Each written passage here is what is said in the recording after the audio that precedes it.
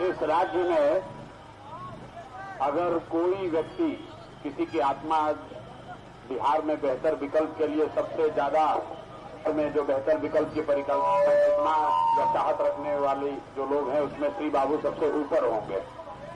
इसलिए क्योंकि जब श्री बाबू यहाँ थे तो बिहार देश के 10 सबसे अच्छे राज्यों में बिहार की गिनती होती थी और आज बिहार देश का सबसे गरीब, सबसे पिछड़ा, सबसे ज्यादा निरक्षर, सबसे ज्यादा बेरोजगारी और पलायन वाला राज्य है। तो श्री बाबू की यहाँ प्रतिमा है, नेता लोग आते हैं, हम लोग भी आए हैं यहाँ, पहले माल्यार्पण किया है।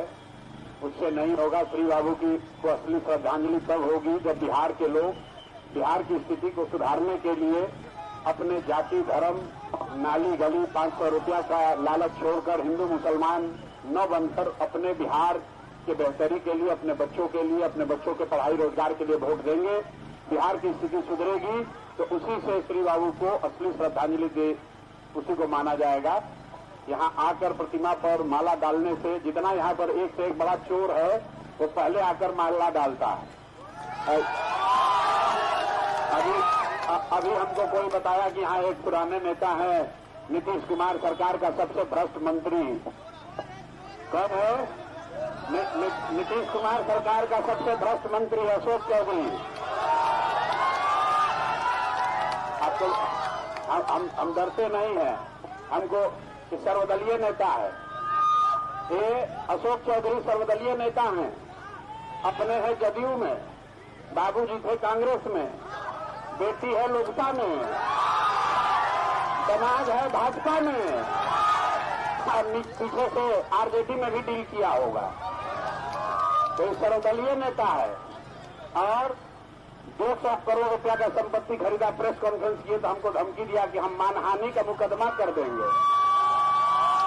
अब 10 दिन के बाद डर के मारे कह रहा है कि ना अब मुकदमा नहीं करेंगे, अब जनता की अदालत में जाएंगे। तो जनता की अदालत में भाई साहब आए हैं बरबीघा में और अभी हम घुसे हैं तो लोग कह रहा भैया बहुत पैसा बांट रहा है।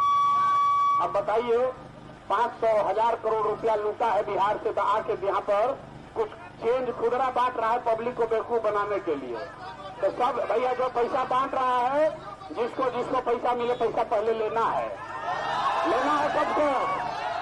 पैसा लेना है, हम ही लोग का लूटा हुआ है।